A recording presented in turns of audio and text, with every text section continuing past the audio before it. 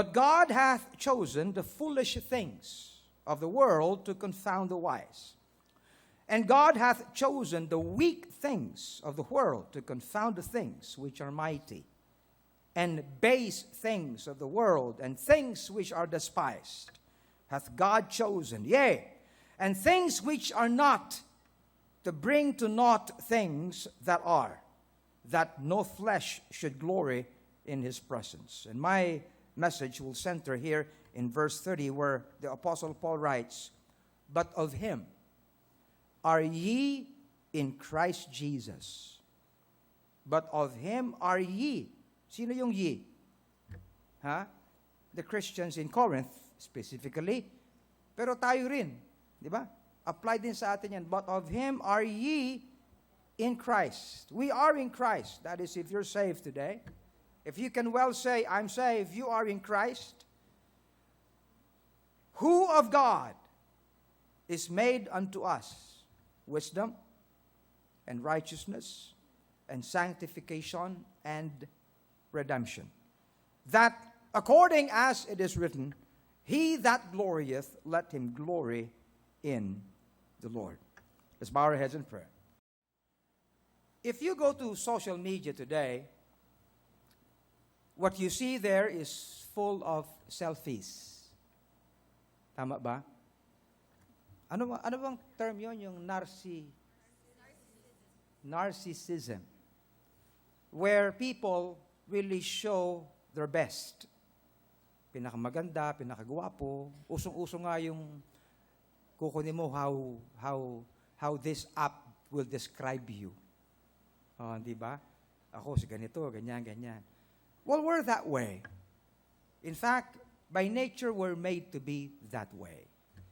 Palaging pag may binabati o bumabati sa atin, para bang nakakalapad ang tenga kapag sinabing maganda ka, gwapo ka, ang galing mo, ganyan, di ba? Ayaw nyo ba nun? Siyempre, in one sense, gusto mo nun. Gusto mo binabati ka, we always need a pat at the back. But then, we also understand, however, that when someone becomes a Christian, he's changed. Amen.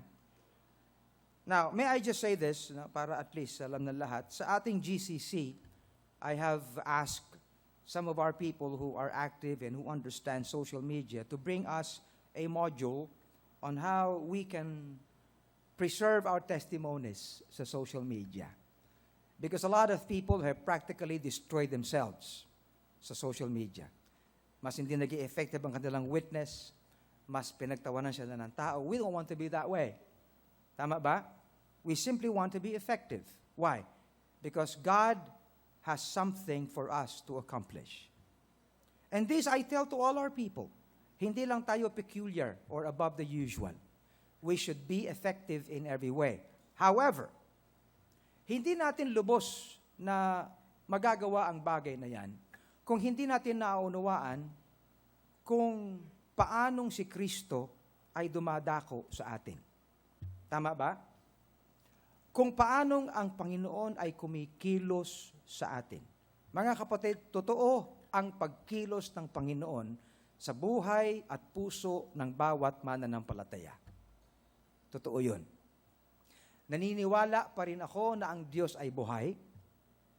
Naniniwala pa rin ako na ang bawat sumasampalataya kay Kristo ay may pagkilos ng kanyang espiritu at ng kanyang salita sa buhay na yan.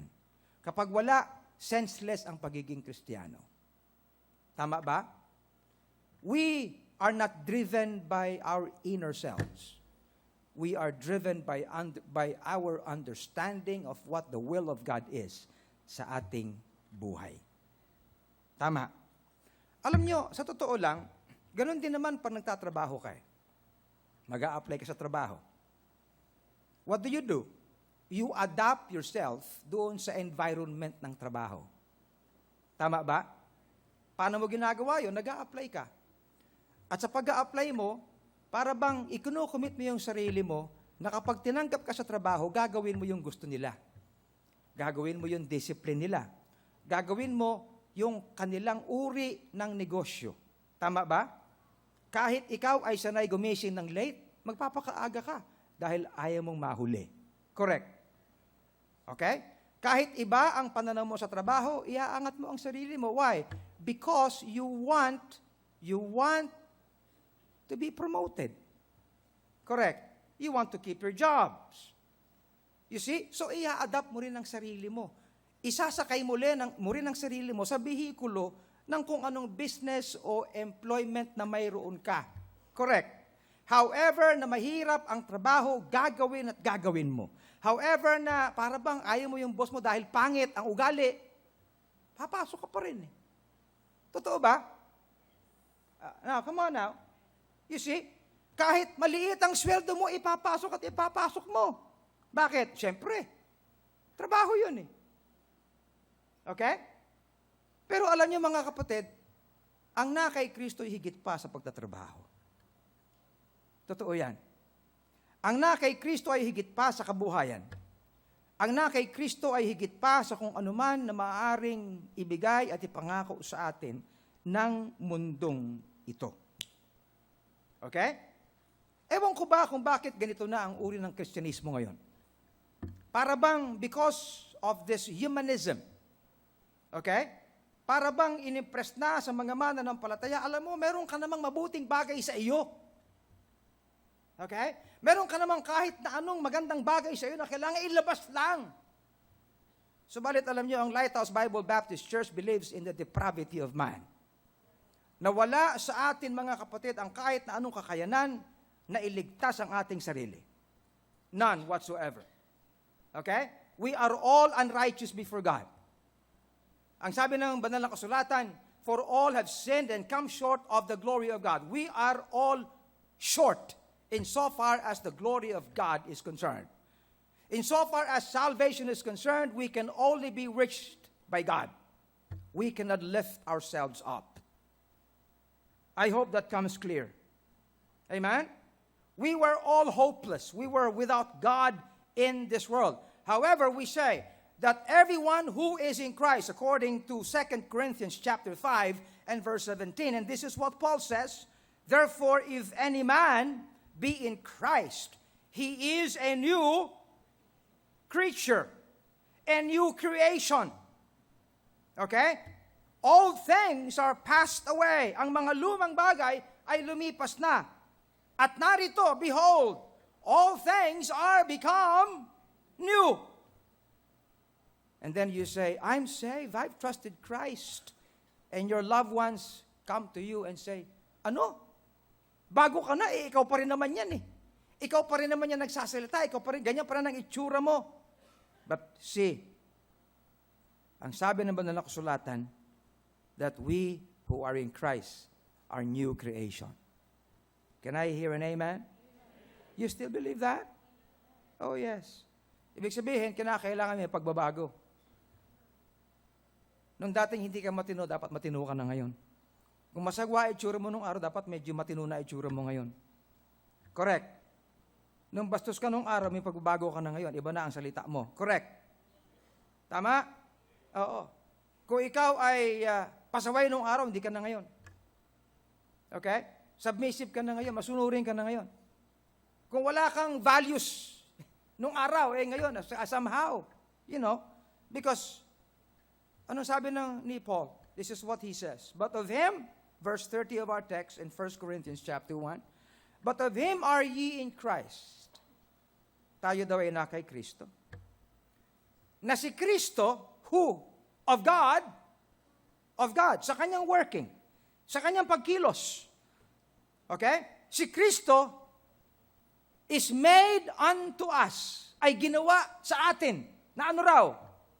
Una, wisdom. Na ang tinanggap mong si Kristo, ay ginawa ng Diyos sa iyo, na iyong, ano yung wisdom sa Tagalog? Karunungan. Tama ba? Ang knowledge ay kaalaman. Ang understanding ay kaunawaan. Ang wisdom ay karunungan. Amen. Tama ba yun? Si Nanay Remy, tama ba yun na yung Tagalog ko? Baka mamaya, hindi na ako marunong mag-Tagalog eh. Pero maganda mga kapatid, na maunawaan natin ito. Okay?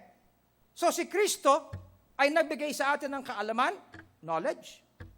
Nagbigay sa atin ng salita ng Diyos sa kanyang espiritu ng pag-unawa, understanding. Correct? Upang kay Kristo, lahat tayo ay magkaroon ng karunungan. Bakit natin kailangan ng karunungan? Alam niyo kung bakit? Sapagkat ang lahat, no? Wag niyo sabihin, Pastor, napaka-discriminating mo naman. But this is what the Bible says. In Titus chapter 3 and verse 3. Kanina binasa natin, for we ourselves also were sometimes foolish. Anong Tagalog ng foolish? Ha? Mangmang, di ba? Mangmang. Ibig sabihin, ang mangmang ay walang pagkaunawa, walang kaalaman, walang karunungan. Foolish. Iba naman yung stupid. Okay? Iba yun. Pero, mangmang, walang kaalaman. Ngayon kay Kristo, ang dapat, kung tunay ngang na kay Kristo tayo at si Kristo ay nasa atin, kinakailangan meron tayong wisdom, karunungan na dumadako dahil kay Kristo. Ay, Pastor, tumaas na ang IQ ko. Hindi yun. Okay? Ikalawa, are we on this? Are you following this? Okay. Hindi lang yan. But who of God also, back to our text in verse 30, is made unto us not just wisdom, but and righteousness. Ano naman yung righteousness? Ang righteousness ay katuwiran. Iba ang karunungan sa katuwiran. Okay? Alam niyo mga kapatid, ang ugat, no, ang pinaka-root ng katuwiran ay tuwid. Correct? Nung araw, nung tayo wala kay Kristo, yung katuwiran natin hindi tuwid, baluktot. Tama? Subalit nung nasa atin si Kristo at dahil sa kanyang salita at pag-unawa ibinigay sa atin, siya ang naging katuwiran natin. Uy, mahilig tayo mga tuwiran, ha? Si Moses nag-post doon sa Facebook tungkol sa ginawa ng ABS-CBN. Alam niyo ba yon? Oo. At sana naman kumilos ang MTRCB dito, mga kapatid. Panalangin natin itong adhikain na ito. This is not just an adhikain. This is not just an advocacy. This is something that must be raised in our society. Sapagkat, mga kapatid, ito ay pagpapakita na ang katuwiran ng tao'y baluktot. Andiyan pa ba kayo? You see? Anyway, sabi sa akin, sino ba yung Moses Rivera? Sabi, hindi ko kilala yun. No. Anyway, but pray for that. Sumusulat na si Moses sa MTRCB. Gusto mo itaas natin sa Supreme Court, Moses? No. Anyway. Pero teka muna, ang sinasabi natin, si Kristo ay ang ating katuwiran. Ibig sabihin, hindi natin iginigiit ang ating baluktot na katuwiran. Itinutugma natin ang sinasabi nating katuwiran sa kung anong katuwiran ang sa atin ay inilalagay ng ating Panginoon. In 1 Corinthians 6:9, bakit natin kailangan ng katuwiran? Sapagkat we are all unrighteous. You understand? In 1 Corinthians 6:9, know ye not that the unrighteous shall not inherit the kingdom of God? And we're that way. There is none righteous, no, not one. That's what the Bible says. But in Christ, hindi ka naman sinasabi mga kapatid, tayo lang ang pinakamatuwid dito. No. Ang katuwiran natin, wala rin eh. We can only rely on the righteousness of the Lord Jesus Christ. Amen. Pangatlo. Again, back to verse 30. He also is made unto us sanctification. Ito nga lang sanctification, mga kapatid, sa Tagalog ay iba ang rendition sa Ingles. Sapagkat sa Ingles, ang sanctification means to be set apart. No? Maitalaga sa Kanya. To set apart. Pero sa Tagalog, ang rendition dito ay pagiging banal. Kung meron tayong kabanalan sa atin, mga kapatid, ang ating kabanalan ay hindi nanggagaling sa ating sarili. We do not have a kabanalan or holiness sa ating mga sarili. He only can be our kabanalan. And it is that makes us to be so. Okay? Kabanala. Alam niyo, hindi na uso yan sa maraming Kristiyano. Sa maraming Kristiyano, hindi na pinag-uusapan ng sanctification, to be set apart. Many Christians today are only set apart from themselves. Why? Sapagkat yun nga ngayon eh. That is the kind of Christianity we have today. It's all ourselves. It is all us. It is all me. Kaya maraming mga Kristiyano ngayon, hindi makaahon-ahon sa kanilang mga persons. Why? Because they're all about himself. It's all about success for myself. It's all about appeasement for myself. It's all about, ano man ang maaabot ko, ano ma-attain ko. It's all about victory for myself. Nakikinig ba kayo? Tonight you come here and you come back and listen to another message. Because here in Lighthouse, it's different message whenever we have services here. Amen? Some people ask me, Pastor, how many services do you have? Oh, we have one service the whole day. Iba-ibang mensahe. Anyway, why do we need sanctification? Because we are all unholy. Okay? We are all unholy. In fact, in 1 Corinthians 6:9, the Bible says, "Know ye not that the unrighteous shall not inherit the kingdom of God?" At marami pang iba, we'll refer to that later on. And then, finally, ang sinasabi ni Paul dito, hindi lang that God, the Lord Jesus Christ, has made unto us wisdom, or righteousness, or sanctification, but finally, the Lord Jesus Christ is to us our redemption. What does the word redemption mean? Kanina sabi ni Dick, habang inaawit natin, redeemed. Tinubos. Bakit po? Sapagkat tayo ay nasa sadlak sa kasalanan, tayo ay may mga kalag, di ba? Nangakakalag tayo. Chained. At tanikala. Ano yung kalag? Tanggal yung, nakatanikala. I'm sorry. Tayo ay nakatanikala sa kasalanan. Hindi tayo makahulagpos. Okay? But in Christ siya mismo ang nagtubo sa lahat ng bagay na yan. Okay?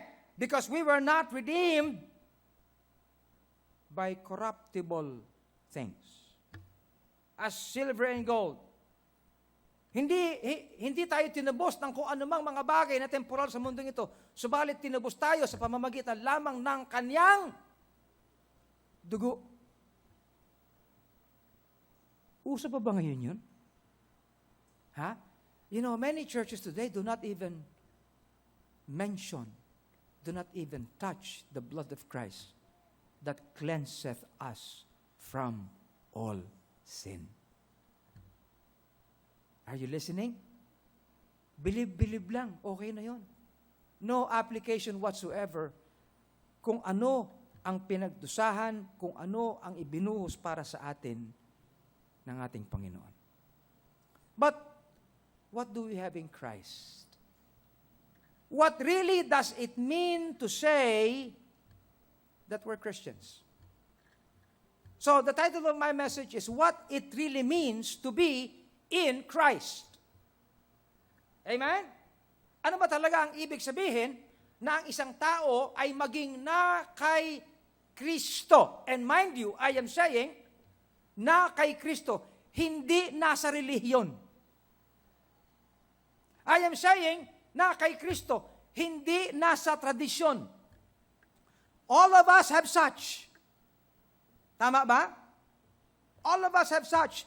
But the message that you hear today is very clear. That we all need to be in Christ. Okay? Well, some people would say, be in church. Be a member of this thing. Okay? Pero sa atin dito, while we appreciate what we are as an ecclesia, as we are as a Lighthouse Bible Baptist Church, and we have members here, but the most important thing is this, that we all should be in Christ. In Christ. One song says in Tagalog, kay Kristo, ako'y kay Kristo. Mananakop na kordero. Panginoon ng buhay ko. Kay Kristo ako'y kay Kristo. Bawat araw, bawat linggo, ako'y kay Kristo. Christ for me. Yes, it's Christ for me. He's my Savior, my Lord and King. And I'm so happy I shout and sing. Christ for me.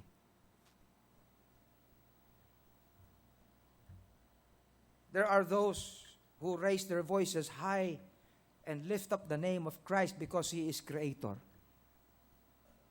Because He is omnipotent. Because He is all-powerful. Because He is omniscient. Because He is omnipresent. They lift up the name of Christ because they see the world around. They see yung mga rivers and mountains. But you know what? The greatest thing that ever God has done is to send us Jesus Christ so that we may in turn be in Christ. That is the greatest thing. And the most glorious thing that ever a man can express. You see? So, what does it mean to be in Christ?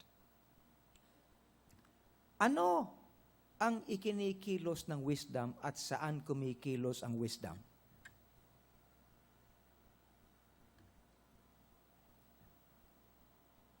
Right?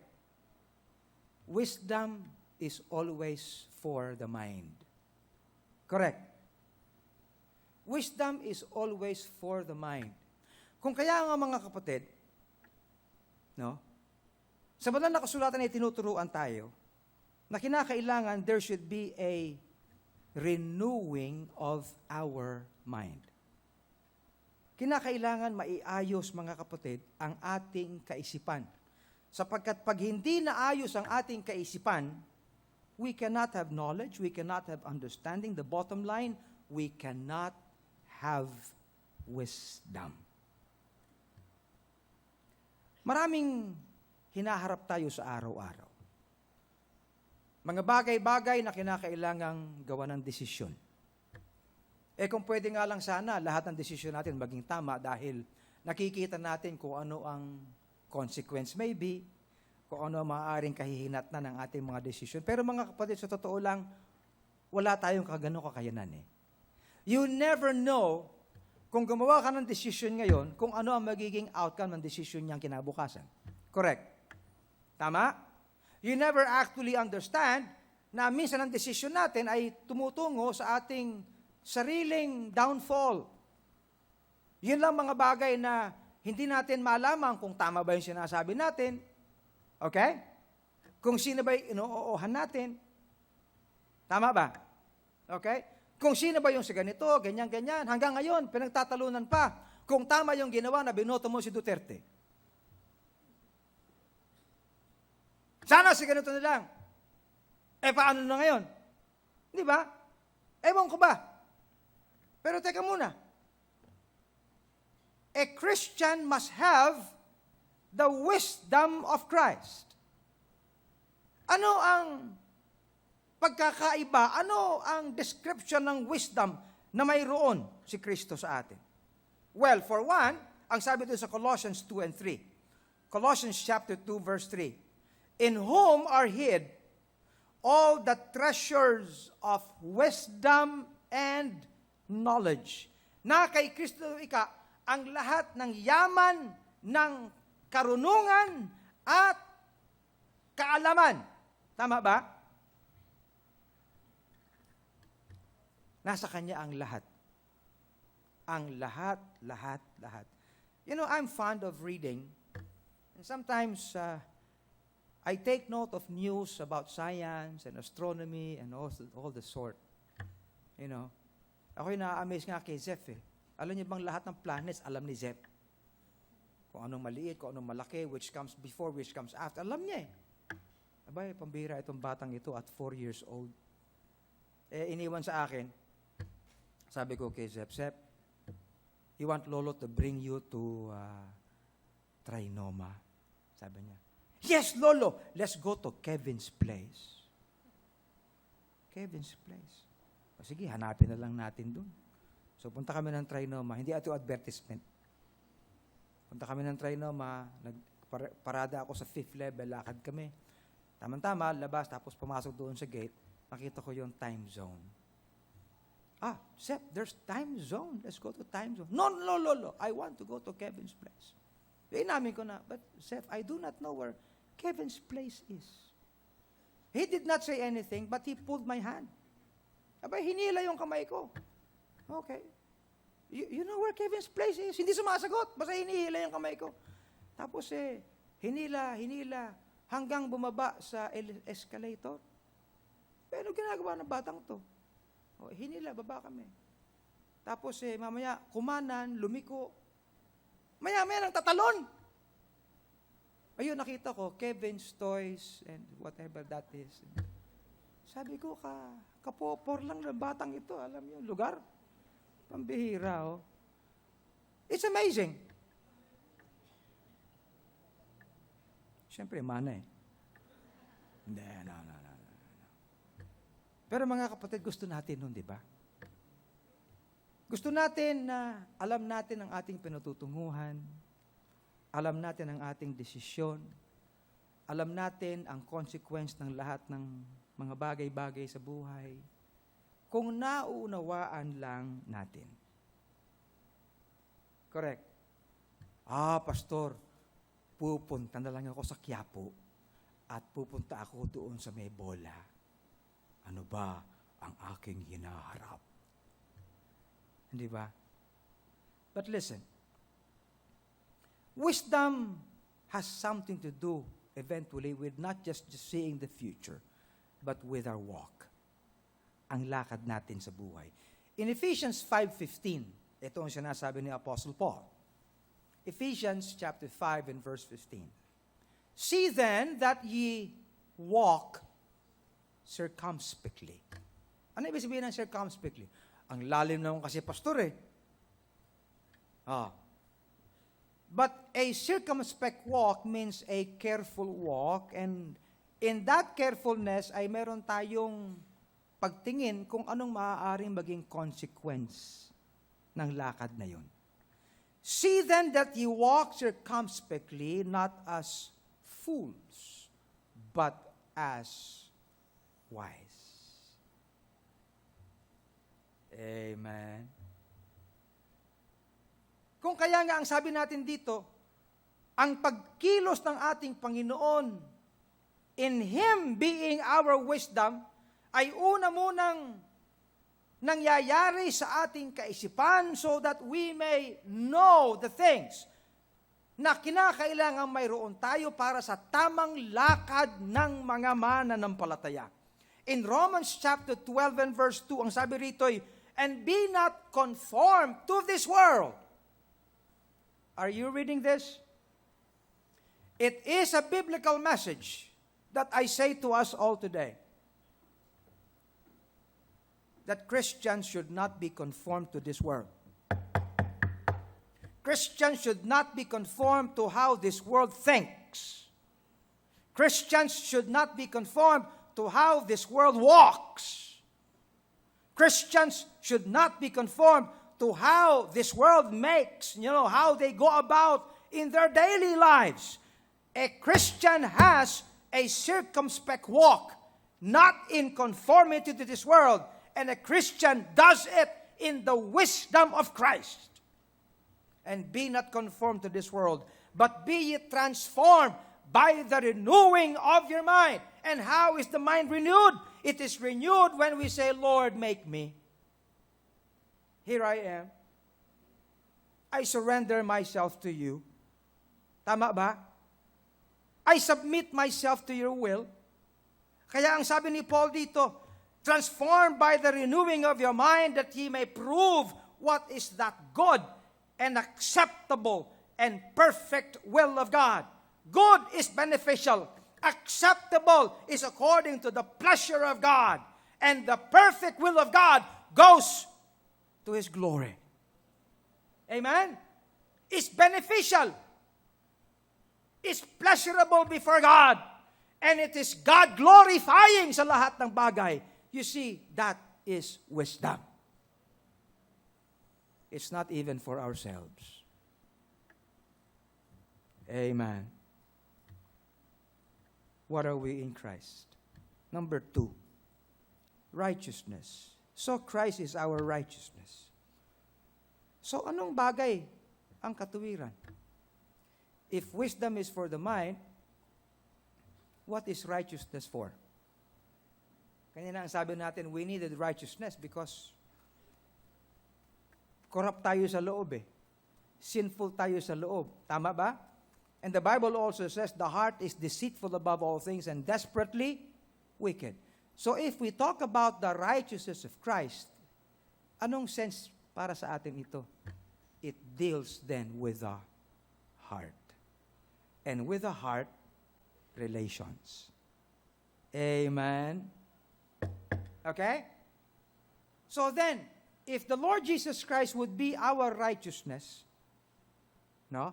Well, firstly, if the Lord Jesus Christ would be our wisdom, then we can learn how to walk. Amen? We can learn how to walk according to His will. If Jesus Christ then would be our righteousness, then we can know how to deal with other people. Amen. Most problems that people face are actually problems of the heart. Hindi lang yan tungkol sa pag-ibig, mga kapatid. Pero tungkol yan sa rebellion, okay? Tungkol yan sa pagiging disrespectful. Tungkol yan sa walang loyalty. Nakikinig kayo? Ha? Tungkol yan sa mga bagay-bagay, nakaka-disrupt ng mga relationship between parents and children, between peers, mga problema sa komunidad, hindi magkaigi, problema ng mga Marcos, problema ng mga Ninoy, problema ng ganito, problema ng ganyan, problema. Woo! Tayo mga Pilipino, ewan ko ba, kailan pa tayo magiging, sabi ko nga, magkaroon tayo ng isang advocacy, biblical patriotism. Tama ba? You know, hindi mo maintindihan eh. Oh, makakarinig ka ng news. Hindi mo alam na yung news pa lang yan eh, designed to disrupt us. Ewan ko ba? But it's all a heart problem for us. Kaya nga hindi tama ang ating mga relationships. Amen? Because ang kailangan natin ay ang katuwiran na kay Kristo. Kung kaya nga, sabi doon sa Ephesians chapter 4 and verse 24, and that ye put on the new man, which after God is created in righteousness and true holiness, mga kapatid. Kaya, along with righteousness is the holiness. Do you realize na ang pagiging banal sa harap ng Diyos, mga kapatid, ay napaka mahalagang bagay? Gaano kahalaga ang kabanalan? Ang pagiging banal sa harap ng Diyos. Gaano kahalaga? Look at Hebrews chapter 12 verse 14. Hebrews 12:14. Follow peace with all men and holiness. And look at this. Without which no man shall see the Lord. Kaya mga kapatid, may I say this, it is wrong to say, ay tatanggapin naman ako ng Diyos kung ano ako. Come on. God will respect what I am. Oh yes. He knows you to be a sinner. And He deals with us as sinners. We must confess our being sinners if we are to be saved. But after we're saved, it is very important that we appear right before God. Are we listening? See, bakit merong problema sa mga relationships? Because we need to have ang katuwiran ni Kristo. Sabi sa akin ng isa, Pastor, how can you be objective in all these things? Kasi naiintindihan ko naman kung ano ang nature ng tao. Okay? Alam niyo, mahirap tanggapin ng mga tao kung ano sila. Tama ba? Ha? Alam niyo, mayroon akong isasabi na panukala para sa gay rights. Mag-abang lang kayo. Hindi pa time, pero meron akong suwestyon na kung paano magkakaroon ng karapatan at ipakikita ang karapatan ng lahat. Pinag-aaralan ko pa kung paano ko sasabihin. Sabi ng isa sa akin, piniliwanag ko, Pastor, okay yan ah. Alam mo, think about this. In the gravity of our sins, God chose to come down. You realize this? I would say this, naniniwala ako na ang Kristiyano ay hindi kailangan maging detached sa pagkakaroon ng influence. Ako hindi masyadong believe sa mga ginagawa sa Amerika, mga kapatid. Ng uri ng mga American churches. Look at what they've done in America. Masama ang politika, they detach themselves from politics. Ano nangyari? The government then is now filled with corrupt people and evil people. Tama? Oh. And then eventually, they detached themselves from public schools. They created their own schools, mga church-based. So what happened to public schools? The more it has gone down, they have gone down. Okay? Oh. Pagkatapos ng sabi, masyadong evil tong television. Let's detach ourselves from television. Woo! Kaya yung mga Kristiyano, pinagmamalaki pa, wala silang television. Teka muna. But it's a medium. It's a tool for us. Kaya ngayon, nasa television, panood kayo ng panood eh. Pero sino nyo laman ng television? By the way, mga kapatid, sa susunod na sasabihin ko, wag na wag kayo magbubukas ng ibang channel kapag di nyo kaya manood ng GCTV. Bakit? Naniniwala ako sa mensahe ng GCTV. Lahat naman may mensahe. Bottom line, anong mensahe ng ABS-CBN? Tell me, just one word. Anong mensahe ng ABS-CBN? Just one word. Hindi ko sasabihin, bahala na kayo. Anong mensahe ng GCTV? Do we have a message? Yes, we have a message. But every television station has a message. Mark my word, they have. Tama? Come on, are we in reality here? We are. Kaya congratulations sa inyo nanonood ng mensaheng ito. You now know that the message here is Christ, none else. Not me, Christ. Not even this church. Christ is. You be in Christ, and Christ should be in you. I'm not here for the money. We're not here for the money. You will never see it in television that Lighthouse asks for donations from you. No, because this ministry here is kept and sustained by God's people here in Lighthouse. By the grace of God. By the grace of God. Kaya magbigay kayo ng offering nyo, kayo mga members. So that we can sustain this. See, the righteousness that comes, ang katuwiran na dumadako sa atin sapagkat mayroon tayong Kristo. Iba ang utak ng may Kristo eh. Lalo yung aral sa salita ng Diyos, mga kapatid. Come on! Lalo ang malalim sa salita ng Diyos. Abay, kung tama ang turo. You see, kung tama ang turo. Anyway, are you still with me? Ikatlo, sanctification. So si Kristo sa atin ay una, ano raw? Wisdom, karunungan. Ikalawa, siya ang ating katuwiran, righteousness. Para we can deal with all matters ng relationship. Kayong mga ikakasal, hello. Kayong mga sasagot ng mga boyfriend o girlfriend, ayusin niyo muna ang katuwiran ni Kristo sa inyong puso. Amen? Kaya kayong mga swipe, makinig kayo mamaya. Siyempre, pupunta kayo para makapakinig kayo. Ayo, tahimik na kayo, pastor. Mukhang pagagalitan mo kami. Kahapon binigyan ako ng staff ng ng regalo. Ng regalo, binigyan ako ng yung coffee brewer na siphon ang technology. Pinost ko sa Facebook. Ang ganda. Tinikman ko yung kape. Ang sarap. Salamat buong staff. Alam ko, nag-contribute kayo lahat sa gift na yan.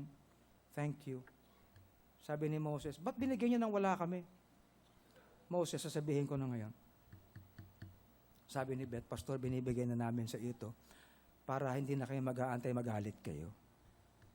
Habang malamig ang ulo mo niyo, Pastor, bibigay. No, hindi ako magagalit mamaya. Pero pumunta kayo. Amen, swipe. Oy, tahimik. Okay. Third, Christ is to us our sanctification.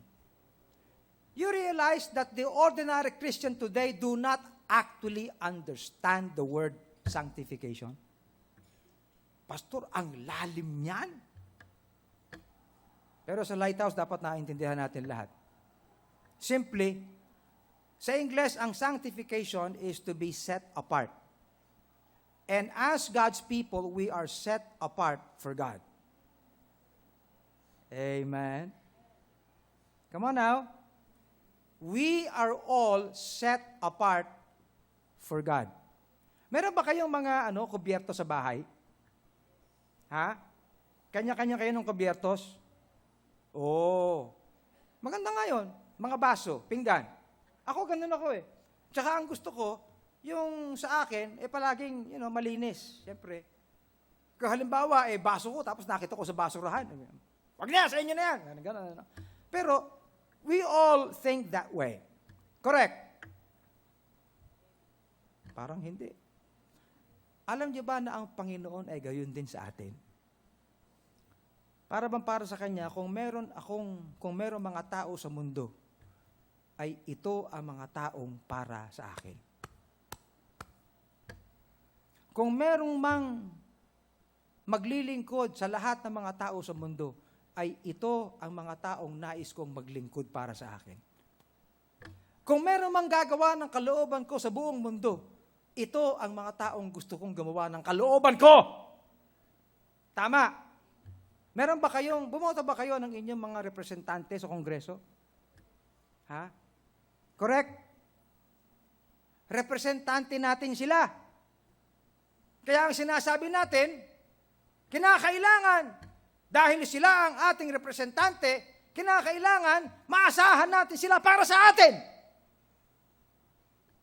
Ibig sabihin, binoto natin sila so that they can be set apart for us.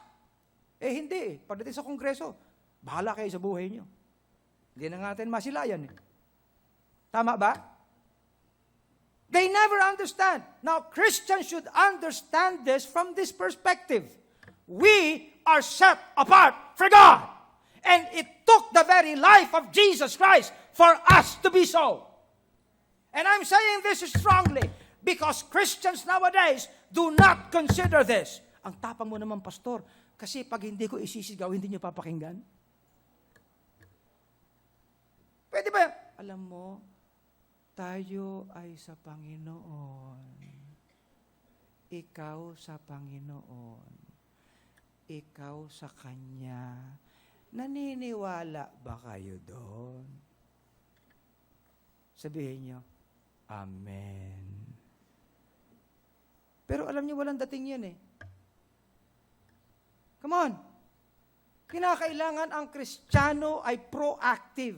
And you can well go to your friends and tell them, you know what? I am here because God expects me. God expects me. Na kahit nasa kalagitnaan niyo ako, I will stand for Him. I will be for Him. You know what? This world is going down and our country is going down. Why? Because Christians do not realize that they have to stand for God. We're sanctified. At sa Tagalog, mga kapatid, ay ginawang banal para sa Kanya. Ang kabanalan ay hindi para sa atin, kundi para sa Panginoon. Pero, mga kapatid, ano ang value ng sanctification sa Kristiyano? Kung ang value ng karunungan sa Kristiyano ay nakikita, mga kapatid, sa ating circumspect walk. Kung ang value ng katuwiran ay nakikita sa ating mga relational na mga bagay. Ano naman ang sanctification? Ang sanctification ay nakikita sa ating karakter sa paglilingkod. Tama? Ibig sabihin, ginawa tayong banal para makitaan tayo ng ganong karakter. Parang yung kanina sinabi ko, kapag ikay nasa opisina, you set yourself apart for that work. At yung boss mo, inaasahan na hindi ka magmo-moonlight, gagawin mo yung ginagawa mo. Tama ba? Correct? Ganun lang mga kapatid, kasimple yun. Ang problema ng maraming tao, sa lalim kasi ng salita, ang tindi kasi, sanctification. Naku, haba-haba niyang pastor.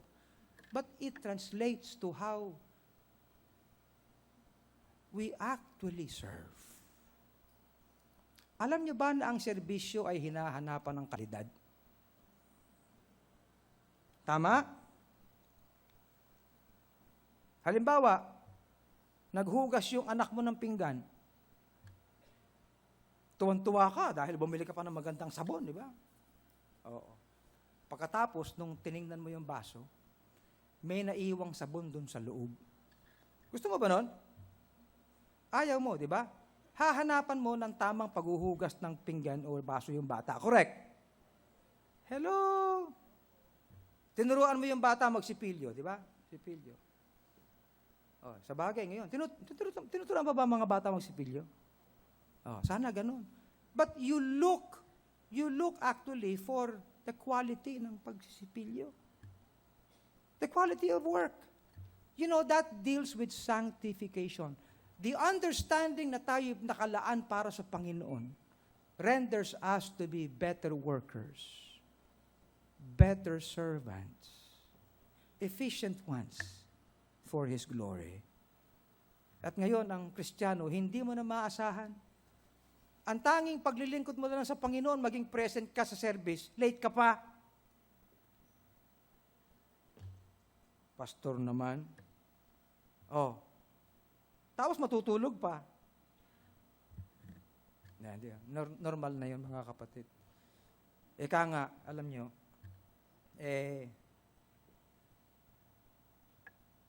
lahat naman tayo may kwento kasi. Tama? Andiyan pa ba kayo?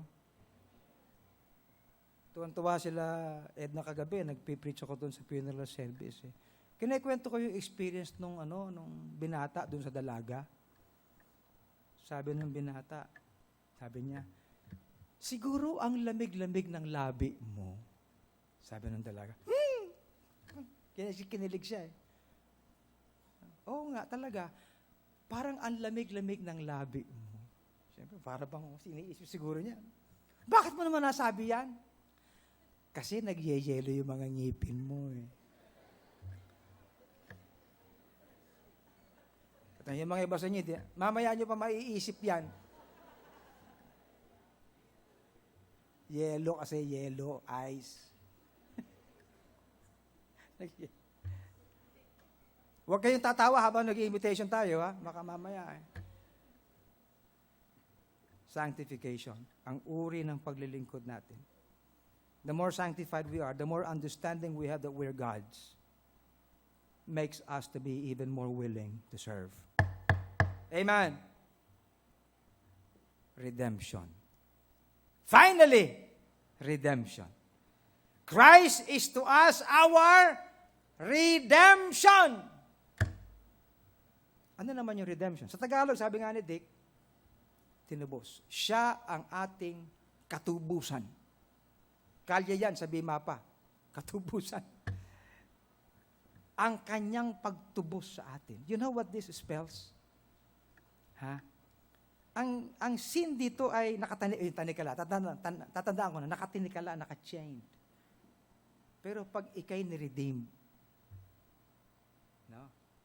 Para bang free again! Parang gano'n, no? Gusto mong awitin. Free again. Meaning, ginising ko lang kayo mga kapatid. Pero ang mensahe dito, Christ to us is redemption. Because this spells victory for us. Freedom, release, so that we can be victorious in our lives. Yung pagkakalugmok natin, wala na. Amen? Yung wala tayong silbi, wala tayong significance, wala tayong magawa, wala tayong performance, we now can have because of Christ and His grace in us. What does it mean to be in Christ? It means to have the right walk, the circumspect walk. It means to have right relationships, not just with God, but with one another. Amen? It means to have the right performances sa lahat. And the bottom line, it means to have victory in our lives. Na kahit saan ka dalhin, mga kapatid. And let me tell you this, you can actually remain in the Philippines and be victorious. It does not necessarily mean that for you to have victory, you must be in the U.S. or in Japan or in Hong Kong or in the Middle East. Because in Christ, there is victory wherever you are. How is Christ to us? And I'm telling you, it all starts when you trust Him. It all begins when you say, Lord, I'm a sinner. But I look at you. Thank you for dying for me on the cross. I believe that you died for me. You shed your blood for me. You were buried, but you rose again from the grave, victorious, so that also I can have that victory. Be my wisdom. Amen. Be my righteousness. Be my sanctification. Be my redemption. Be in me in my walk. Be in me in my relationships. Be in me in my performances. And be in me in every victory. Let's stand and pray. How vast His grace, how good His faithfulness, how deep His love, how rich His mercy, how high His thoughts, how sure His wisdom, and all of these He gives to me. So I will praise Him with every breath, for He has rescued me from certain death. And now this life I live in Him. Oh, let His glory shine while mine grows dim.